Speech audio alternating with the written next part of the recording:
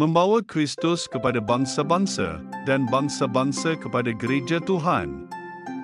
Noda dosa 28 Oktober 2025. Yesaya bab 1 ayat 10 hingga 18.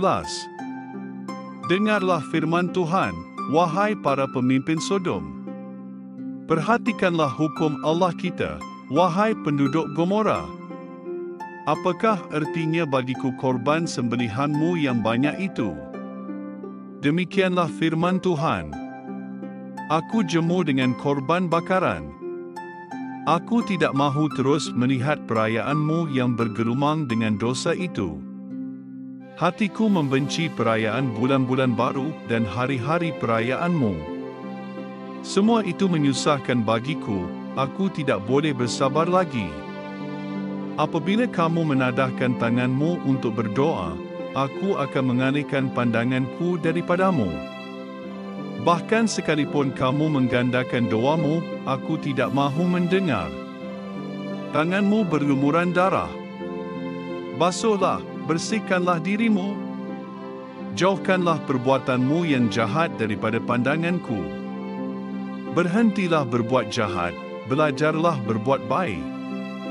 Tuntutlah keadilan, tegurlah orang yang zalim. Belalah hak anak-anak yatim, perjuangkanlah hak-hak baru. Marilah kita berperkara, demikianlah firman Tuhan. Sekalipun dosa-dosamu seperti kain merah tua, semuanya akan menjadi putih seperti salji. Sekalipun merah seperti kesumber, semuanya akan menjadi seperti bulu domba. Tuhan benar-benar kecewa, malah berasa jijik. Tuhan berfirman, tanganmu berlumuran darah. Tuhan tidak bermaksud darah ini dari korban penyembelihan. Mereka adalah umat Tuhan tetapi berkelakuan seperti penduduk-penduduk di Sodom dan Gomora pada zaman dahulu, iaitu menyakiti orang lain, menindas untuk mendapat apa mereka mahu dan bila mereka mahu, tanpa mempedulikan sesiapa yang akan terluka akibat perbuatan mereka. Tidak hairan Tuhan tidak mahu mereka berada di halaman rumah ibadatnya. Bagaimana Tuhan boleh menerima keadaan begini bila orang yang beribadat di situ baharu sahaja mengusir janda-janda dan anak yatim dari rumah mereka seminggu yang lalu? Kita menyangka Tuhan tidak akan mempedulikan mereka selama-lamanya. Bagaimana mereka akan menjadi suci semula? Tambahan lagi, bagaimana dengan kita pula?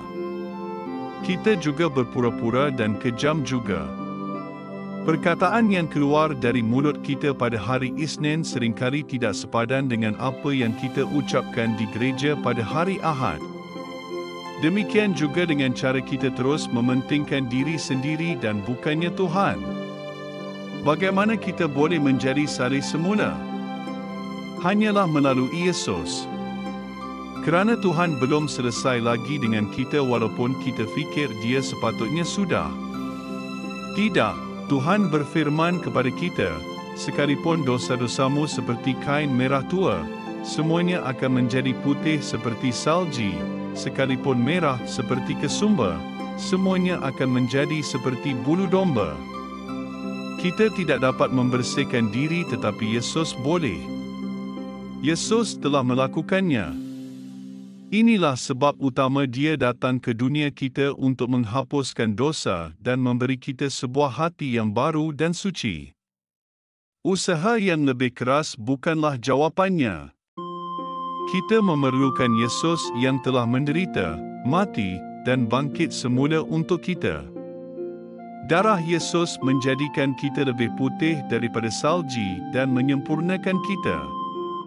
Pengorbanannya yang rela hati telah mengubah kita selama-lamanya. Kini, kita bukan lagi orang seperti dahulu kerana Yesus telah mati dan bangkit semula dari kematian untuk kita. Tidak, kita ialah anak-anak Tuhan dan Roh Kudus tinggal di dalam kita. Setiap hari, kita semakin menunjukkan kemuliaan dan kemurahan Tuhan kerana Roh Kudus sedang membentuk kita, sedikit demi sedikit supaya kita makin menyerupai Yesus Kristus. Kita berdoa, Tuhan Penyelamat, terima kasih kerana menjadikan saya milikmu. Dekatkan saya kepadamu dalam iman supaya apa yang saya lakukan akan menyenangkan hatimu dan membawa kemuliaan kepadamu. Amin.